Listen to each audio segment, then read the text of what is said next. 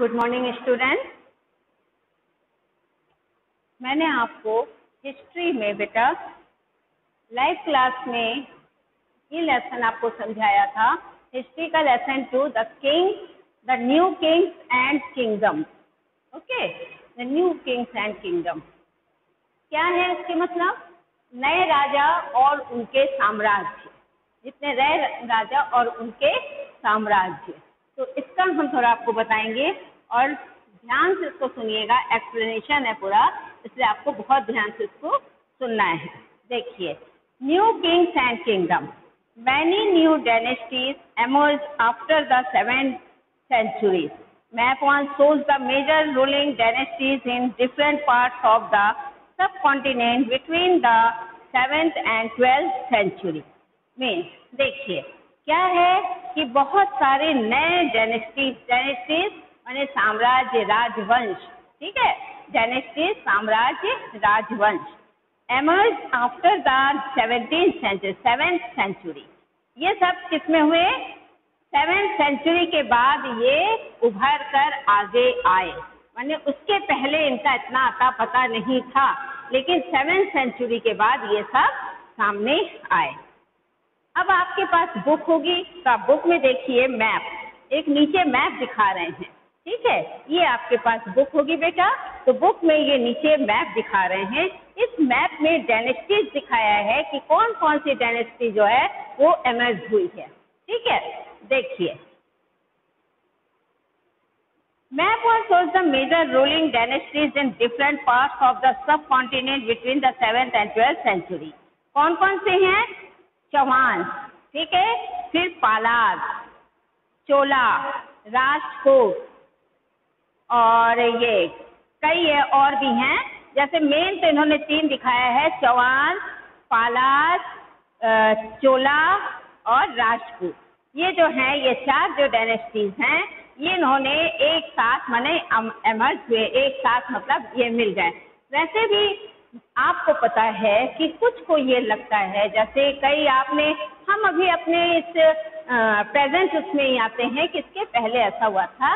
Parties जो है, जैसे ये वोटिंग होती है, तो कुछ को ये लगता है कि हम अकेले पार्टी जीत नहीं पाएंगे, तो ये क्या करते हैं, कई पार्टीज को अपने साथ जोड़ लेते हैं। जैसे पिछले था आपका समाजवादी, बहुजन पार्टी, कांग्रेस पार्टी और भी 2-1 पार्टी सब एक साथ मिक्स हो गए थे, एमर्ज हो गए थे कि हम जीतेंगे, लेकिन पता नहीं कुछ इनकी कमियों से या कुछ उसकी वजह से ये जीत नहीं पाए।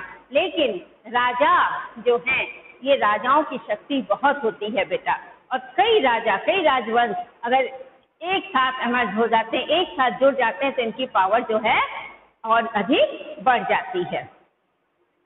ये तो इसकी मेन ये है, इसका इंट्रोडक्शन है, ठीक है। ये इंट्रोडक्शन मैंने आपको बताया कि new Kings and the kingdoms, नए राजा और उनके साम्राज्य। अब टॉपिक्स मैंने कुछ लिए हैं, तो कई टॉपिक्स ऐसे हैं जो बहुत मेन है, इम्पोर्टेंट है, इसको आपको समझना बहुत जरूरी है बेटा।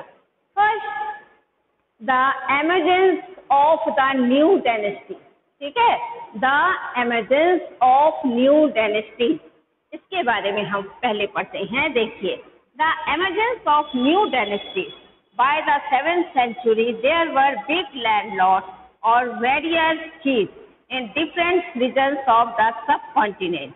सबकॉन्टिनेंट माने हमारे जो आसपास के पड़ोसी देश हैं, हमारे जितने आसपास के देश हैं, जैसे इंडिया के कितने हो गए, पाकिस्तान हो गया, भूटान हो गया, नेपाल हो गया, श्रीलंका हो गया, अफगानिस्तान हो गए, कई हमारे आसपास के ऐसे और भी कई हैं, तो इनको कहेंगे सबकॉन्टिनेंट। बैरियर चीफ माने हमारे मिलिट्री के, जो मिलिट्री से, सैनिक से संबंधित बड़े चीफ, ठीक है, in different regions of the continent, ये डिफरेंट रीजन के जितने कॉन्टिनेंट से ये सब अपना जुड़ गए। Existing kings often acknowledge them as their subordinate और सामन। अक्सर ये जो है किंग्स जो है, अक्सर किससे जाने जाते हैं? अपने सबऑर्डिनेट और सामंत से। माने इनके जो बड़े किंग्स होते हैं, इनके अंडर में जो रहते हैं, किंग्स के अंडर में सामंत होते हैं, सामंत जो हैं बड़े होते हैं, ठीक है। किंग से मतलब नीचे हैं, सामंत से, देम एज देयर सबऑर्डिनेट्स और सामंत। They were expected to bring gifts for their kings or overlord. अब ये सामंत जो होते हैं ये किंग के अंडर में होते हैं, ठीक है। ये सामंत जो होते हैं किंग के अंडर में होते हैं और ये किंग को खुश करने के लिए, राजा को खुश करने के लिए उनके दरबार में आते हैं और उनके लिए कुछ गिफ्ट लाते हैं। Be present at their court and provide them with the military support. Military support की से ये किंग्स जो को अपना ये गिफ्ट जो है कोर्ट में दरबार में प्रेजेंट करते हैं। As samant gain power and wealth, सामंत जो होते हैं उनके पास काफी शक्ति होती है और क्या होता है, वेल्थ होता है। वेल्थ माने धन। सामंत के पास काफी शक्ति और उनका धन होता है। They declare themselves to be महासामंत, Mahamandaleshwar, the great lord, a circle of the risen। क्या है, ये सामंत जो हैं इन्होंने अपने को क्या डिक्लेयर किया कि वो महासामंत कहलाएंगे या महामंडलेश्वर। महामंडलेश्वर इस पदवी से ये अपने को कहलाएंगे। And so on. Sometimes they asserted their independence from their overlord। ठीक है, और इसीलिए इन्होंने क्या किया कि अपना संपूर्ण स्वराज्य जो है एक राज्य में स्थापित करना चाहा, क्योंकि इनका ये था कि हम राजा से सबसे मतलब राजाओं के अंदर में है, लेकिन राजा इनको ज्यादा सम्मानित करते, इनको ज्यादा मानते हैं, तो इन्होंने अपना स्वीकार, अपना अधिकांश जो है स्वतंत्रता जो है कई राज्यों में स्थापित कर लिया। One such instance was that of the Rajputs in the Deccan. Intensely, they were subordinate to the Chalukya of Karnataka। जैसे कि आप देखोगे कि राजपूत कहाँ पे है, डिकन। डिकन प्लेटू में कौन है, राजपूत का आधिपत्य है। Initially they were subordinate to the Chalukya, और ये सबऑर्डिनेट किसके हैं, चालुक्य के। कहाँ के, कर्नाटक के। ठीक है। In the mid-8th century, Dani Durga, a Rajput chief, overthrew his Chalukya overlord and performed a ritual called Hiranya-garva, literally the golden bomb, जिसको इंग्लिश में कहेंगे।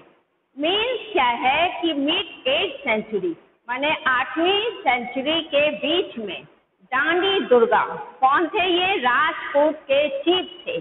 कौन बेटा, दांडी दुर्गा राजपूत के चीफ थे, जो overthrew his Chalukya overlord the perform a ritual call. इन्होंने क्या किया, चालुक्य इनका माने मेन इनका चीफ था, तो इसने एक रिचुअल परफॉर्म माने जो रीति के अनुसार, रीति रिवाज के अनुसार इन्होंने एक परफॉर्म किया, जिसको हिरण्या-गर्वा के नाम से जाना जाता है। यानी अपने को और महान स्थापित करने के लिए, अपने को सब में जागृत करने के लिए, सबको दिखाने के लिए इन्होंने एक रीति रिवाज के अनुसार एक परफॉर्मेंस रखा, जिसका है नाम रखा हिरण्या-गर्वा। ठीक है।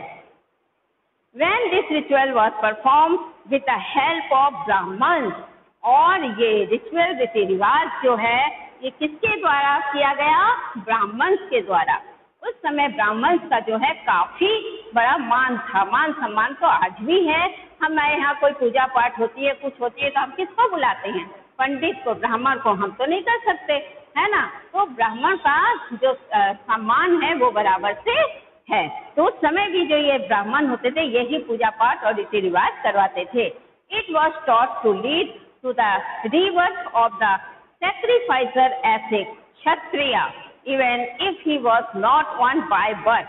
देखिए, ये जो रिचुअल ये करवाते थे, जो हिरण्या-गर्वा रिचुअल ये परफॉर्म करवाते थे ब्राह्मण, इनका ये कहना था इसको करने से जो हमारे सैक्रिफाइसर, जो हमारे अच्छे लोग जो शहीद हो गए, वो फिर से उनका जन्म हो सकता है।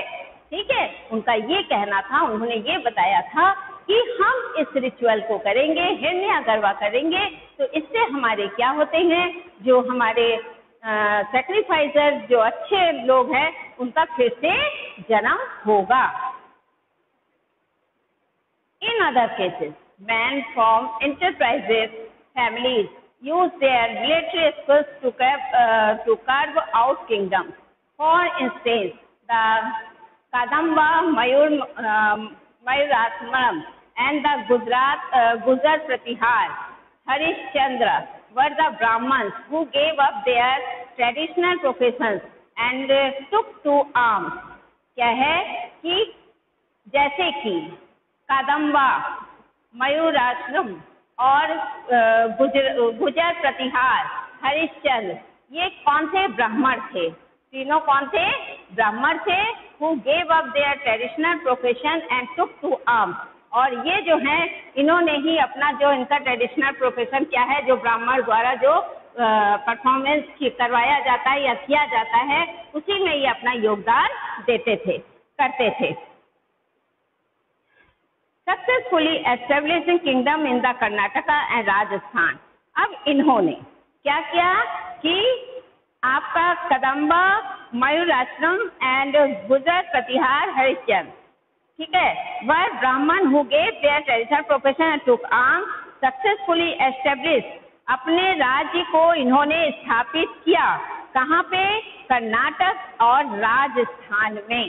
ठीक है, इन तीनों ब्राह्मणों ने अपना राज्य जो है वो स्थापित किया कर्नाटक और राजस्थान में।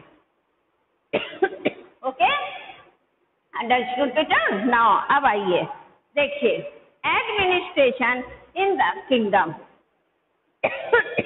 Sorry, administration in the kingdom, ठीक है, यह आपका सेकंड पॉइंट है।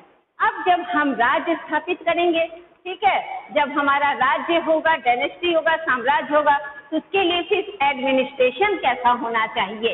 ये तो नहीं है कि बस हम आ गए, जम गए, अब चाहे जैसा राज चलाए, ऐसा तो नहीं है। उसके लिए हमें राज्य भी अच्छा चलाना है, जिससे लोग खुश हों। ठीक है, सबसे बड़ा काम यही होता है। जैसे हमारे यहाँ आजकल जैसे है बीजेपी है या कांग्रेस है, कोई भी है, तो हमको इससे नहीं मतलब है कि कौन जीते कौन हारे। हम जनता को तो खाली ये रहता कि जो भी आए हमारे कष्ट को समझे, हमारे दुख को समझे, हमारी जरूरत को समझे, है ना, ऐसा हम चाहते हैं। और हमें ना किसी से दुख है, ना हमें किसी से चिढ़ है, ना गलन है, कुछ ऐसा कुछ नहीं है। हम सिर्फ अपना क्या चाहते हैं कि हमारा भला हो, ठीक है ना। तो उसी तरह से राजा के राज्य में प्रजा से क्या चाहती थी कि हमारे राज्य में ऐसे राजा आए जो हमारी दुख को समझे, हमारे कष्ट को समझे, उनका राज्यकाज अच्छे ढंग से चले। तो ये सबसे मेन पॉइंट होता है कि जो राजा आए उसका राजकाज कैसे चलता है। Now many of these administration in the kingdom, many of these new kings adopted high sounding titles such as the Maharaja Adhiraja, यानी great king, overlord of the king, overlord of the king। माने जो बहुत सारे नए राजा आए, इन्होंने अपने को टाइटल दिया कैसे? महाराजा अधिराजा, यानी महान किंग के रूप में अपना ये इन्होंने क्या किया? पदवी दी। Tribhuvan Chakravarti, lord of the three world, माने एक पदवी और इनका था त्रिभुवन चक्रवर्ती, में तीनों संसार के बड़े लोग, बड़े राजा, ठीक, and so on. However in spite of such claims, they often shared power with their shamans as well as with association of peasants, traders and brahmans। अब ये सब क्या है जो इधर आपको बताया मैंने, त्रिभुवन चक्रवर्ती जो है, महाराजा अधिराजा हैं, ये सब जो हैं अपने पावर को शेयर करते थे किसके साथ? पीजेंट्स, ट्रेडर्स एंड ब्राह्मण के साथ। ठीक है, माने इनके साथ ये अपने सामंत जो है अपनी पावर को शेयर करते थे। In each of this state resources were obtained from the producer, that is peasants, cattle keepers, artisans, who were often persuaded or compelled to the surrender part of what they produce। अब देखिए, प्रत्येक state में resources were obtained from the producer. जो ये resources, अब resources क्या है? Tax, revenue, ठीक है, रिसोर्सेज क्या है? Tax, revenue. ये किससे ऑब्टेन किया जाता था प्रोड्यूसर्स से। और कौन थे प्रोड्यूसर? पीजेंट, कैटल कीपर्स और artisans, who were often persuaded and compelled to the surrender part of their produce। ये जो हैं अपना जितना प्रोड्यूस करते थे उसका कुछ भाग जो है ये सरेंडर या समर्पित करते थे। Sometimes these were claimed as rent due to the lord who asserted that he owned the land. Revenue was also collected from the trader। अब क्या है? Sometimes these were claimed as rent due to land who asserted that he owned the land। अब कभी कभी ऐसा होता है जो ये लैंड देते थे, स्वयं अपना लैंड जो देते थे उसको ये उससे जो ये टैक्स लेते थे उसको टैक्स या रिवेन्यू ना कहकर क्या कहते थे? ये तो रेंट है, ठीक है ना, इसको कहा जाता था रेंट, माने किराया देने का। Revenue was also collected from traders. Revenue means लगान, ठीक है, रिवेन्यू मीन्स लगान, जो कि किससे इकट्ठा किया जाता था? ट्रेडर्स, व्यापारियों से। These resources were used to finance the king's establishment as well as for the construction of temples and forts। ये resources मीन्स जो टैक्स रेवेन्यू लिया जाता था ये कहाँ के काम के लिए लिया जाता था? राजा के काम में इसको लगाया जाता था, जैसे कि as well as for the construction of temples and forts, जैसे कि कोई मंदिर बनवाना हो, ठीक है, कोई बड़ी मंदिर बनाना हो या किला बनाना हो, तो ये जो टैक्स लिया जाता था ये उसी के काम, राजा के काम इसको लगाया जाता था। They were also used to fight war, which was in turn expected to lead to the acquisition of the wealth in the form of plunder। अब क्या है? They were also used to fight war। और कभी ये जो आपका tax लिया जाता है, रेवेन्यू लिया जाता है, इसको लड़ाई के काम में भी, जब लड़ाई लड़ी जाती है वार के समय भी इसको प्रयोग किया जाता था। आपको पता है कि वार के समय कितनी धन की आवश्यकता होती है, काफी लोगों को, सैनिक को लेना पड़ता है, उनके खाने पीने का, रहने का और कई चीज, हथियार, औजार, इन सब की जरूरत होती, तो उसमें भी काफी धन की आवश्यकता होती है। तो इन टैक्स को, रेवेन्यू को उसके काम में भी लगाया जाता था। And access to land as well as trade routes। The functionaries of the collecting revenue were the generally recruited from the influential families, and the positions were often hereditary। Hereditary means क्या होता है बेटा? जैसे कि the functionaries of collecting revenue were the generally recruited from the influential families।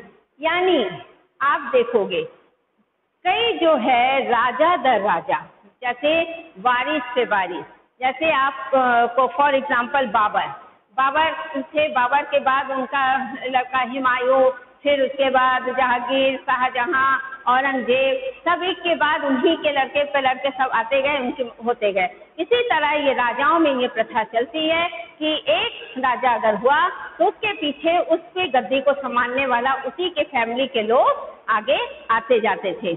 इस तरह से ये इस ताकि, और वो क्या करते थे? यही चीज जो राजा जो काम करते थे उसी काम को ये आगे बढ़ाते जाते थे, उसी पर डिगे रहते थे। This was true about the army as well। In many cases, close relatives of the king held this position।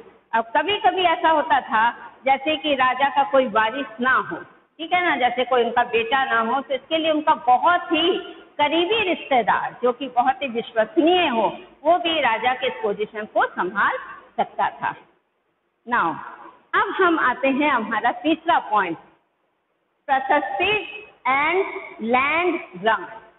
प्रशस्ति मीन्स प्रशंसा पत्र, प्रशस्ति मीन्स प्रशंसा पत्र, and grant and land grant. Land grant जो भूमि को स्वीकृति दे दी जाती थी, जिसको जो भूमि दे दिया गया उसके लिए उसको स्वीकृति दे दी गई, ठीक है। तो अब तो अब हम आते हैं प्रशस्ति एंड द लैंड ग्रांट। देखिए, प्रशस्ति contain details that may not be literally true. कह रहे हैं जो ये प्रशस्ति पत्र होते, प्रशंसा पत्र होते, ये देखा जाए तो सच्चाई नहीं होती थी इसमें। क्यों? क्योंकि इसमें तो झूठ मूठ राजा की प्रशंसा को बढ़ा चढ़ा के बताया जाता था, राजा की इसमें काफी तारीफ की जाती थी। ये जो प्रशस्ति पत्र होते हैं इसमें राजा की काफी तारीफ लिखा जाता था। ये कह रहे हैं मोस्टली ये कोई सच्चाई नहीं होती थी, but they tell us how rulers wanted to depict themselves as valiant, victorious, various for example. लेकिन फिर भी उसमें ये बताते थे कि किस तरह से इन्होंने राज किया और कैसे अपने को महान दिखाया, कैसे इन्होंने जीता और देश को, और क्या क्या काम किया। मैंने जितने प्रशंसा वाले वो थे शब्द थे इन प्रशस्ति पत्र में राजाओं के लिए लिखे जाते थे। These were composed by the learned Brahmins। अब देखिए ये भी बात है, अब जो राजाओं का ये प्रशस्ति पत्र, प्रशंसा पत्र लिखा जाता था, ये भी कौन लिखते थे? ब्राह्मण द्वारा ये कंपोज किया जाता था। Who occasionally helped in the administration, जो कि किसकी हेल्प करते थे? देखा जाए तो ये राजाओं के जो राज्य है एडमिनिस्ट्रेशन में, उनके राज्य काज में ये हेल्प करते थे। कौन? ब्राह्मण। Kings often rewarded Brahmins by grants of land।